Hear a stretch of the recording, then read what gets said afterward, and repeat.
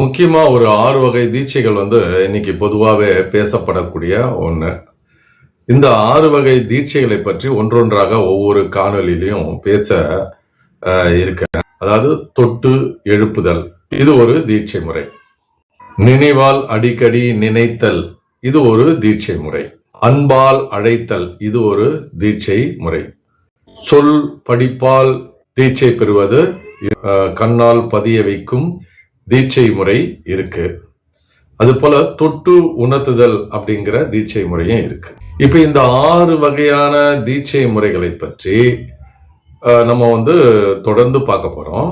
இதுல முக்கியமா இன்னைக்கு தட்டி எழுப்புதல் அப்படிங்கிற ஒரு தீட்சை முறையை பற்றி பார்க்கிறோம். இப்ப தட்டி எழுப்புதல் அப்படிங்கிறது குண்டலினியை தான் தட்டி எழுப்புறது. நம்மளுடைய மூலாதாரத்துல அந்த குண்டலினி பாம்பு இருக்கு. அந்த குண்டலினி பாம்ப ஒரு குருவினுடைய தன்னுடைய தவ ஆற்றலால தன் கைகளில அதை காந்த சக்தியா ஏற்பட்டு அதை மூலாதாரத்துல தட்டி அதை எழுப்பி நெற்றில உணர்த்துவது இல்ல உச்சியில உணர்த்துவது.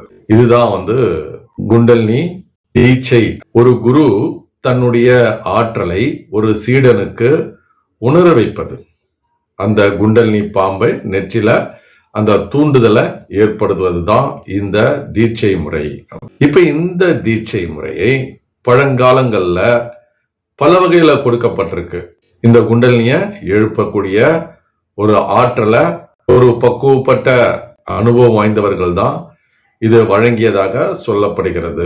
உபநிஷங்கள்ல வேத காலங்கள் எல்லாம் இதை பற்றி நிறைய கருத்துக்களை பார்க்க முடியுது. இந்த குண்டலினி யோகத்தை பத்தி இதுல நம்மளுடைய தமிழ்நாட்டுல பாத்தீங்கன்னா அகத்தியர், திருமூலர், பல ஞானிகள், பல மகான்கள், பல யோகிகள், பல சித்தர்கள், இப்படி எல்லோருமே இந்த குண்டலினியை பற்றி பேசப்பட்டிருக்கு அப்படிங்கிறத நம்மளால படிக்க முடியுது. எழுத்துப்பூர்வமா இன்னைக்கும் இருக்கு.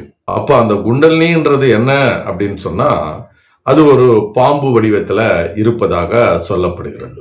இப்போ பாம்பாட்டி சித்தர் அப்படின்னு ஒரு சித்தர் இருந்திருக்காரு. அப்போ அந்த பாம்பாட்டினா எந்த பாம்பு அப்படின்னா நம்மளுடைய மூலாதார இருக்கிறதுல குண்டலினி பாம்பை பற்றி தான் அவர் அனுபவங்களா பதிவிட்டு இருக்காரு. நிறைய பாடல்களை பாடி இருக்காரு. இன்னும் மக்களால அதை பற்றி பேச முடியுது. அப்ப நமக்குள்ள ஒரு குண்டலினி அப்படிங்கிறது இருக்குது. அத தீட்சை முறைகள் கொண்டுதான் செயல்படுத்த முடியும். இந்த ஒரு சீடனுக்கு இதை உணர வைப்பதற்கான ஒரு முயற்சி தான். இன்னைக்கு வாழையடி வாழையா அந்த உணர்த்துறத ஒரு குருவின் வழியா இன்னொரு குரு வழியா இன்னொரு குரு வழியா இப்படியே இருந்துட்டு வந்துட்டு இருக்கு. ஆனா இந்த முறைகள் இது மக்களுக்கு எல்லோரும் பயன்படும் வகையில சொல்றதில்லை. ஏன்னா தகுதியான சீடர்களை பார்த்து இந்த உபதேசிக்கும் இந்த வழிமுறைகள் தான் இருந்தது, அந்த காலத்துல இருந்தது. ஏன்னா குண்டலினிங்கிறது மிக ஒரு சக்தி வாய்ந்தது. அந்த சக்தி எழும்பிடுச்சுன்னா சமன்படுத்த, அதை கட்டுப்படுத்த சிரமங்கள் இருப்பதனால அதை பலரும் வெளிப்படையா பேசுவதில்லை, வெளிப்படையா எல்லோருக்கும் அது போய் சென்றடையல. பக்குவப்பட்ட குருமார்களுக்கு மட்டும்தான் இந்த குண்டலினி உபதேசிக்கும் ஒரு வழிமுறைகளை கற்றுக் கொடுக்கப்பட்டிருக்கு. அவர்களும் இந்த குண்டலினிய தீட்சைய பலரும் அறிந்து உணர்ந்து செயல்பட்டிருக்காங்க. இப்ப இந்த குண்டலினி யோக முறைகளை ரகசியமாகத்தான் வைக்கப்பட்டிருக்கு. தியானத்துக்கு வேற, யோக முறைகள்ங்கிறது வேற. யோக முறைகள்ல தான் இது வருது. சன்னியாசிகளுக்கும் ஒரு துறவரத்துல இருக்கிறவர்களுக்காக இது கொடுக்கப்பட்டிருக்கு. அப்புறம் படிப்படியா அது அரசர்களுக்கு, இப்படி நெல் ஒழுக்கமா இருக்கிறவர்களை பார்த்து இது கொடுக்கப்பட்டிருக்கு. அந்த குருலாம் பாத்தீங்கன்னா உண்மையா இருப்பாங்க, நேர்மையா இருப்பாங்க, ஒரு மனித தன்மையோட பார்க்கக்கூடிய ஒண்ணு. பாசம், பந்தம் இவர்களுக்கெல்லாம் அப்பாற்பட்டு யோசிக்கக்கூடியவர்களாகவும் சிந்திக்கக்கூடியவர்களாகவும் இருந்தாங்க. இந்த மனித குலத்திற்கே அவர்களெல்லாம் சேவை ஆற்றி இருந்தாங்க. இதையெல்லாம் நம்மளுடைய பல வரலாறுகள் மூலியமாகவும் நம்ம இதெல்லாம் படிச்சிருக்கோம். குண்டலினி யோகத்தை இது எல்லோருக்குமே கொடுக்க முடியுமா அப்படிங்கிறது இல்ல அப்படிங்கறதா அந்த காலங்கள்ல சொல்லப்பட்டிருக்கு. இல்லறவாசிகளுக்கு இந்த குண்டலினி யோகத்தை கற்றுத்தருவதில் நிறைய சிக்கல் இருக்கு. அப்போ பெண்களுக்கும் இந்த தீட்சை முறைகளை பலருக்கும் கொடுக்கல.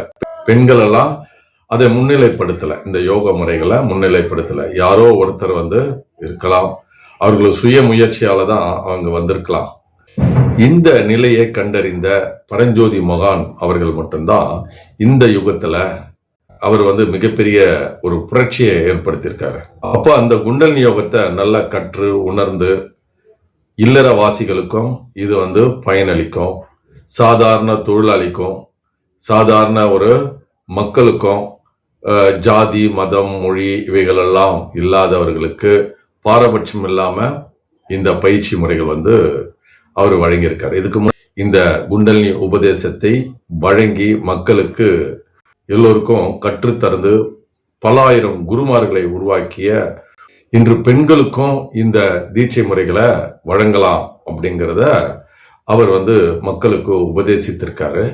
இன்றும் மக்கள் இல்லறமாக ஒன்றாக இருக்க வேண்டும் அப்படிங்கிறத வரைமுறைப்படுத்தி ஒரு எளிமைப்படுத்தி மக்களுக்கு சென்றடைய ஒரு அரும்பாடு பட்டிருக்காரு.